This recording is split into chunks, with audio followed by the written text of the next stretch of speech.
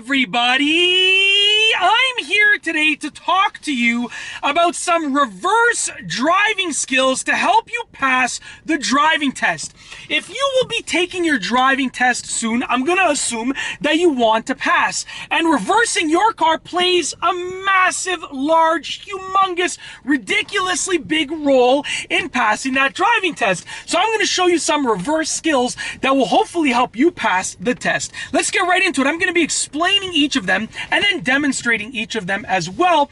Reverse driving skill number 1 is waiting a second after putting the car into reverse before you start moving. And I'll tell you why this is super important. Okay, so I buckled up, I have my seatbelt on, I'm going to put my foot on the brake, I'm going to put my car into reverse, I'm going to do my check, and as I've done my check all around, I've waited a quick second. Now, at this point, I can probably start moving backwards. The reason is because when you put your car in reverse, your reverse lights will go on. They should hopefully go on, as long as your car is working properly. And that means that everyone else around you is going to see those lights. So a few things are going to happen. They're going to hopefully let you reverse out. They might stop moving and let you go, give you some extra space. Or if there's a person behind you that you didn't see, or a car behind you that you didn't see, you know, that person might jump out of the way, or the car might honk at you. And that can mean the difference between either injuring someone or hitting a car versus just getting a honk, right? Big difference on a driving test. You injure someone or you hit a car, you're done. You failed. You get a honk, there's a good chance that you can continue the test depending on the situation, right? So you want to put your car in reverse and then look around and wait a second before you actually start moving. That's skill number 1. Reverse skill number 2 is going to be moving at the right speed. Watch, and I purposely parked in front of this fence so you can see the speed in which I'm moving backwards. So I'm going to back out. There's nobody in this parking lot, okay? Just a couple of parked cars. So I'm going to back out at this speed, basically, just like that. And as you can see, I'm looking all around when I reverse. I'm backing out at that speed. So you can see with that fence how slowly I'm reversing. I am barely letting off the brake pedal. Now I'm also on a decline going backwards. So, you know, that's why I'm braking just a little bit more than I usually would. But you want to move back slowly. And if you're driving a manual car, you want to use the gas and clutch balance, but you're hopefully not going to release the clutch fully and then, you know, be flying backwards. That's not what you want to do. You want to move back slowly. That's the key factor. Reverse skill number 3 for the driving test number 3. I don't know if that other one was in the camera frame. Number 3 is looking all around. As you're reversing, you want to use a combination of your mirrors and the windshield / windows to look everywhere. So as I'm reversing, I'm using my mirrors and I'm constantly looking around. You don't want to be like this. Okay, you'll probably lose points or probably fail your test. You also don't want to just look out the windows. You want to use your mirrors and windows, and you want to constantly be looking everywhere as you reverse, okay? And I also have a camera back here that I'm using, a reverse camera. It depends on where you live with regards to whether or not they'll allow you to use it for the driving test. I glance at it, but like I said, it's not a huge deal. If I didn't have the camera, I would still be able to see everything because I'm looking everywhere. Okay, so it's very important, and that's the 3rd reversing skill. The 4th reverse skill to help you pass the driving test is steering left and right in reverse. So I'm going to go forward just for a quick moment, and then we're going to reverse again. Now here's the best way to understand which way to turn the steering wheel, okay? If you're looking at the front of your car and you turn your wheel to the right, looking at the front, the rear of your car will go to your right when you're reversing. So I'm looking at the front, but in reverse, the rear would go to my right now. Same thing with the left. Looking at the front, I steer left, the rear of my car will go to the left.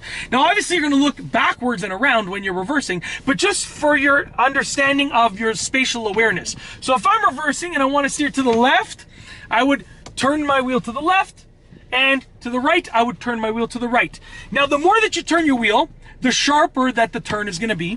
And you also have to understand, with regards to steering left and right in reverse, that the front of your car is going to swing out in the opposite direction. So if I steer right all the way like that to the right in reverse, the front of my car is swinging out massively to my left. Okay, and eventually it might even hit the fence if I kept going. So you just have to understand that, because I don't want you to by any means hit any cars, or swipe any cars or any fences for that matter, because like you're probably gonna fail if that happens. Okay, and I don't want you to fail. Okay, so the other reverse driving skill that is important for the driving test is actually reverse parking, okay? And you can see I'm naturally reversing right now, so I'm looking everywhere. Now, reverse parking, there are different methods. And I'm not going to go over the specific method because I've done many videos on reverse parking and how to reverse park. But what I will do is I'm going to reverse park in the spot that I was just forward parked in. And I will give you a few quick tips. Number one, steering is very important. Number two, use your mirrors to see where the side of your car is and guide your car into the spot. Okay. Number three, line up your car in the spot. Number four, I'm just kind of making these up as I go along, to be honest with you. No, I have a script here, but not for this part. Number four, know when to stop the car. And for that, I have my reverse camera, but I would know when to stop anyways. Number five, I also don't know if I kept the right order. Number five, you can straighten out if you need to. So let's say I was crooked in the spot. I could go and I could straighten out like this, just like that. Very simple and straightforward. And last but not least, the sixth reverse driving skill, because number five was reverse parking and we had all those sub numbers within it. And number six is going to be braking and stopping in reverse. So basically, once again, let's drive forward a little bit. And if I'm in reverse, let's say I'm reversing out of reversing into a spot.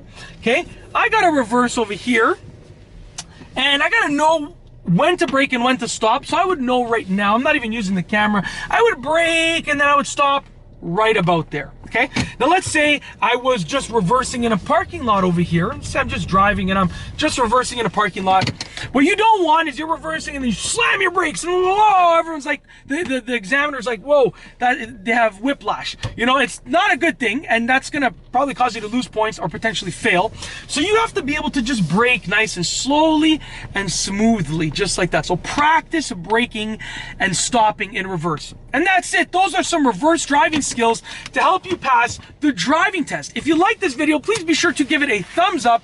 Let me know what you think down below as a comment. And of course, be sure to subscribe for more great car and driving videos just like this one. And that's all I have for you today. Thanks for watching.